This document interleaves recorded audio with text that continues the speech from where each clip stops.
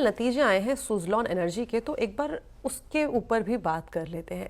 तीसरे क्वार्टर में हमें नतीजे काफ़ी अच्छे देखने को मिले हैं। अगर कंपनी के मुनाफे की बात करें तो वहाँ पे करीबन 90% का उछाल देखने को मिला है। इनफैक्ट जो कंपनी की आय है वहाँ पे भी 91% का एक अपसाइड देखने को मिला है। अगर ऑपरेशनल नंबर्स की तरफ नजर डाली जाए तो एबिटा ग्रोथ में भी करीब करीब 106% की ग्रोथ देखने को मिली है।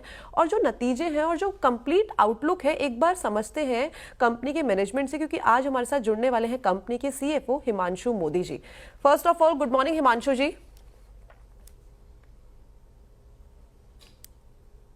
जी, कंपनी के नतीजे सर आ गए हैं और कंपनी के नतीजे काफी अच्छे रहे हैं। हिमांशु जी, आप मेरे साथ हैं?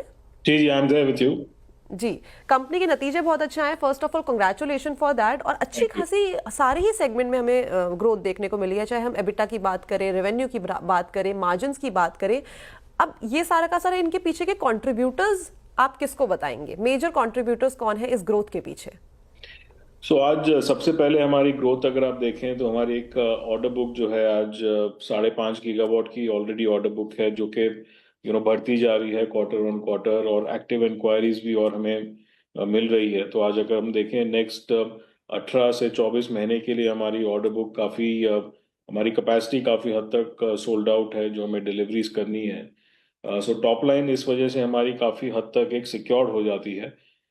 उस वजह से हमारी जितनी भी सप्लाई चेन की हम नेगोशिएशन करते हैं या हमारे कॉस्ट हैं, वो हम उसको बेटर मैनेज कर पाते हैं, जितने भी हमारे वेरिएबल कॉस्ट हैं, क्योंकि एक बेटर प्रेडिक्टेबिलिटी आ जाती है बिजनेस मॉडल में, जिस वजह से आप कॉस्ट को अंडर कंट्रोल कर पाते हैं।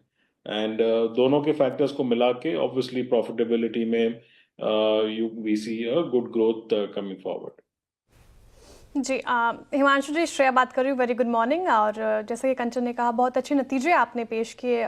Congratulations first of all. लेकिन सर, आपने कैपेसिटी एक्सपेंशन की बात की, 5.5 गीगावाट आप इस पे काम कर रहे हैं।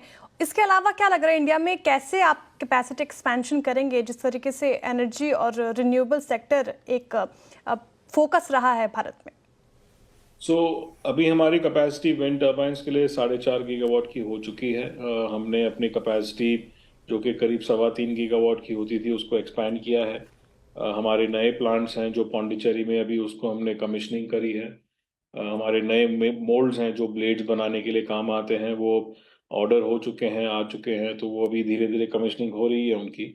हमारा जो कैपेक्स प्लान है करीब 350 से 400 करोड़ का सालाना कैपेक्स प्लान है अगले 2-3 वर्ष के लिए। तो हम अपनी कैपेसिटी धीरे धीरे उसको ऑगमेंट करते रहेंगे। पर आज जो मैन्युफैक्चरिंग कैपेसिटी है हम बना तो सकते हैं, जो ऑन ग्राउंड एग्जीक्यूशन है उसे थोड़ा हमें स्पीड पकड़ने की ज़रूरत है, as Suzlon and as industry both. तो कैपेसिटी एक्सपेंशन पे आउटलुक तो आपने बता दिया है, और जिस तरीके से इंडिया का फोकस है रिन्यूएबल एनर्जी की ओर, और ये काफ़ी ज़्यादा इंपॉर्टेंट भी है इस दिशा में इसको और ज़्यादा आगे बढ़ाने के लिए। लेकिन सर, जैसे कि हम देखें तो मार्जिन इस टाइम पे हमें काफ़ी दमदार देखने को मिले हैं। आने वाले अपकमिंग क्वार्टर्स में एक तो बजट भी आ रहा है, तो खासा फोकस भी होता है गवर्नमेंट का बजट के टाइम पे रिन्यूएबल एनर्जी पे। क्या लगता है कि मार्जिन यहाँ से हमें और एक्सपैंड होते हुए दिखाई देंगे या करंट लेवल्स पे ये स्टेबलाइज होंगे? देखिए, आने वाले एक आध क्वार्टर में तो आई डोंट थिंक कि मार्जिन में हमें ज़्यादा फर्क देखने मिलेगा। बट ऑफ कोर्स हमारी एफर्ट्स रहेंगे to try and keep expanding, but not in the near future. जहाँ तक बजट का सवाल है, हमारा बस यही है कि जो 500 गीगावाट की एक 2030 तक रिन्यूएबल एनर्जी सेक्टर, सोलर और विंड दोनों मिला के एक इम्प्लीमेंटेशन होना है। आई थिंक सारी इंडस्ट्री उस तरफ लगी हुई है, एंड उस चीज़ को एक टारगेट फोकस रखते हुए जितने भी पॉलिसी इनिशिएटिव्स या सॉप्स हैं वो यूनिडायरेक्शनल होने चाहिए। बिल्कुल। सर, आपने बजट की बात की, लेकिन एक सवाल मेरा पहले ये कि सोलर और विंड किस तरफ आपका रुझान ज़्यादा है? सोलर की तरफ आप ज़्यादा झुकाव रखते हैं या विंड एनर्जी की तरफ आप ज़्यादा काम करते आगे देखेंगे? साथ ही बजट से क्या एक्सपेक्ट कर रहे हैं? क्या लग रहा है आपको कि एलोकेशन में ज़्यादा चीज़ें देखने को मिल सकती है बजट में? हम लोग आज प्योर विंड कंपनी हैं। हम लोग सोलर में कोई भी काम नहीं करते। तो हम turbine manufacturing, EPC execution, O&M, सारा हमारा focus and concentration totally wind है आज की तारीख में। सो ऑब्वियसली बजट से जो है हमारी एक्सपेक्टेशन यही है कि जैसे मैंने पहले कहा कि करीब 100 गीगावाट विंड इंडस्ट्री का इम्प्लीमेंटेशन होना है 2030 तक 100 गीगावाट तक पहुंचना है इंडस्ट्री को। एंड उस डायरेक्शन में जाने के लिए, उस दिशा में जाने के लिए जो भी एक पॉलिसी इनिशिएटिव्स चाहिए या सॉप्स चाहिए, वो एक यूनिडायरेक्शनल ऑब्जेक्टिव होना चाहिए। यही हमारी बजट से एक्सपेक्टेशन है। तो बजट से क्या है एक्सपेक्टेशन, और बजट आते आते हर किसी की एक्सपेक्टेशन हम यहाँ पे जानने की कोशिश करते हैं और देखते हैं कि बजट में किसकी एक्सपेक्टेशन डेफिनेटली पूरी होती है। बट सर, मैं ये पूछना चाहूंगी कि कोई ऐसा न्यू मार्केट भी है जहाँ पे अपने अपने प्रोजेक्ट के लिए बिड कर रहे हैं, और जिस तरीके से हम देख रहे हैं कि इंडिया का विंड एनर्जी की तरफ जो डेवलपमेंट है वो काफ़ी ज़्यादा बढ़ता जा रहा है, तो आपका कोई और नया प्लान कि जहाँ पे आप इन्वेस्ट करने वाले हैं? नॉट पर से, मतलब हमारे जो 7 या 8 स्टेट्स हैं, विंडी स्टेट्स जो हम कहते हैं, उनमें हमारा काफ़ी इक्वल कंसंट्रेशन है and we will continue that. तो हमें ऐसा नहीं कि कोई एक पर्टिकुलर स्टेट की तरफ हमारा कोई पर्टिकुलर रुझान है, बट हमारी इन्वेस्टर प्रेजेंटेशन में भी आप देखेंगे जो हमारी 5.5 गीगावाट की एक ऑर्डर बुक है। हमारे पास ऑर्डर्स सारे स्टेट में हैं, चाहे वो राजस्थान हो, गुजरात हो, महाराष्ट्र हो, आंध्रा हो, कर्नाटक हो, तो तमिलनाडु, सारे स्टेट्स में हमारी एक इक्वल कंसंट्रेशन ज्योग्राफिकल स्प्रेड हो चुकी है। सर, ये तो इंडिया की आपने बात बताई, कोई कंपनी का भी प्लान है कि ऑफशोर भी इसे लेके जाया जाए?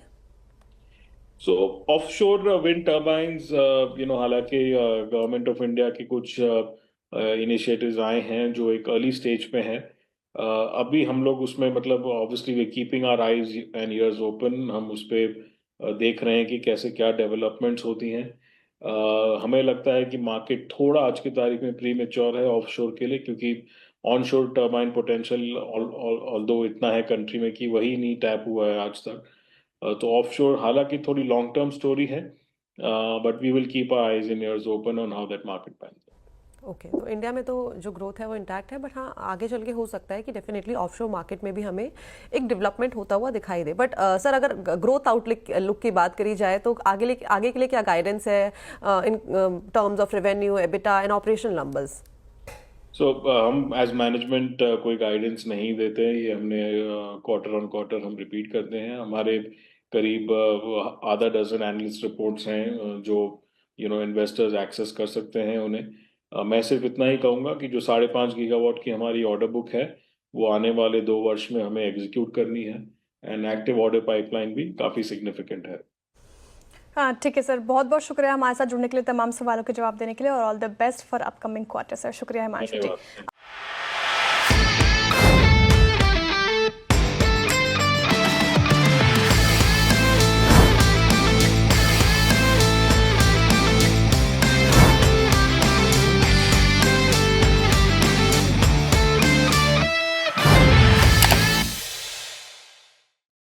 बता दें कि मनी कंट्रोल पर दिए गए विचार एक्सपर्ट्स के अपने निजी विचार होते हैं। वेबसाइट या मैनेजमेंट इसके लिए उत्तरदायी नहीं है। यूजर्स को मनी कंट्रोल की सलाह है कि कोई भी निवेश निर्णय लेने से पहले सर्टिफाइड एक्सपर्ट की सलाह लें।